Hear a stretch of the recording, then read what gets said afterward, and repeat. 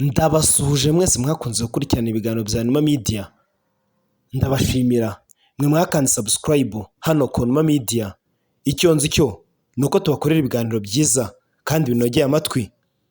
Uyu munsi tugiye kubaganiriza ku muhitinzi, umwamikazi, umwami wa social media, Shaddyboo. Wowe wakanze subscribe, nkwifurije kuzagira isabukuru yawe y'amavuko nziza cyane, kandi icyo nkwisabira nanasaba Imana ni uko uzayirya neza uwo mwaka ukawizihiza amahoro. Ubu noneho tugiye kubaganiriza kuri byinshi mutamenye ku muntu uzwi cyane hano mu Rwanda witwa Shaddyboo. Amazina ye nyakuri ni Mbabazi Shadia.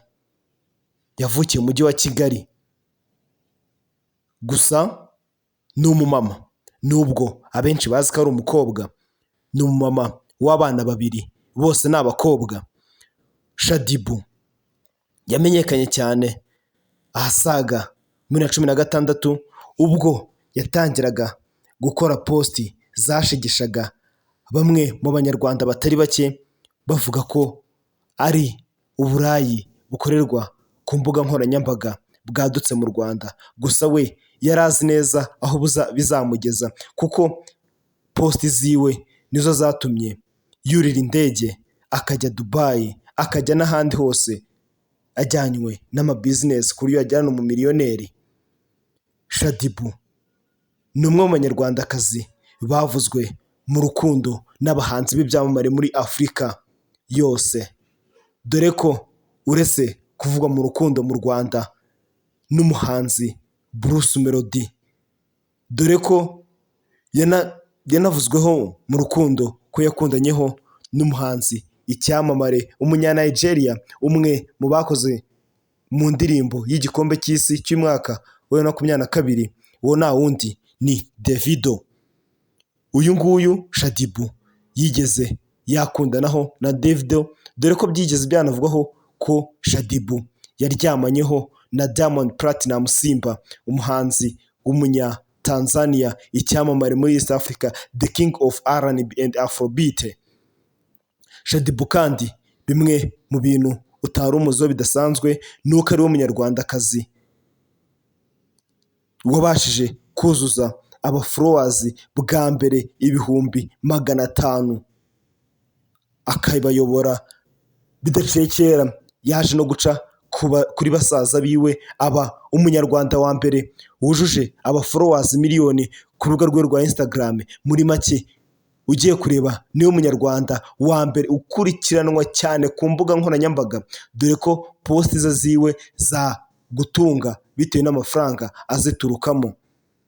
Mbabazi Shadia kandi aka Shaddyboo ni umwe mu banyarwandakazi bafite amakontra y'ibigo byinshi bamamariza, dore ko abinyujije ku rukuta rwe rwa Instagram abasha kuhamamariza ibikorwa byinshi cyane, kuko amafaranga ahinjiriza ari menshi n'abantu baba bamukeneye ngo abamamarize ari benshi cyane.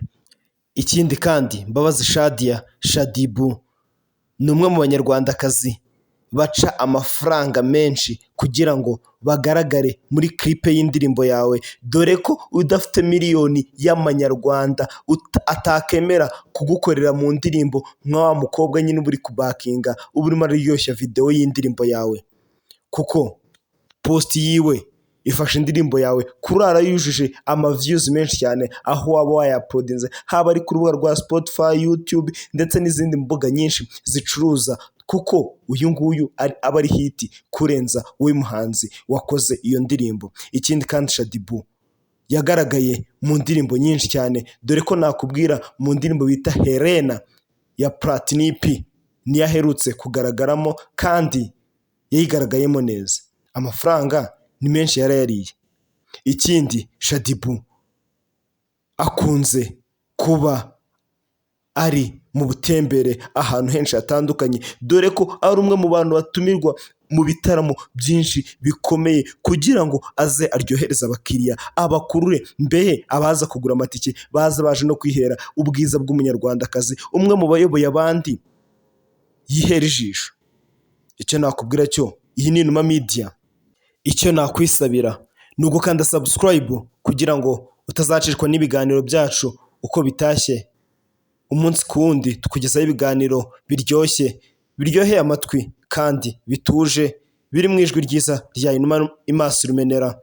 Ikindi ushobora gukora share hano ku Inuma Media cyangwa se ugakandika komenti iyo wifuza ko twazakuvugiraho ubutaha.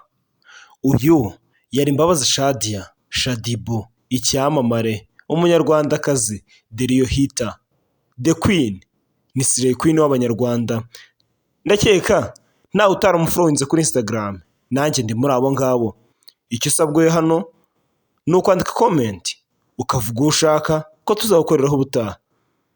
Twavuze kuri The Bashabe, The Queen, Keti Bashabe, nawe twamuvuzeho. Icyo usabwa wowe ni ukuduha komenti, kora share, naho njyewe ndi Inuma Imaso Rumenera mu ijwi rituje hano ku Inuma Media. Turi kumwe, cawu cawu.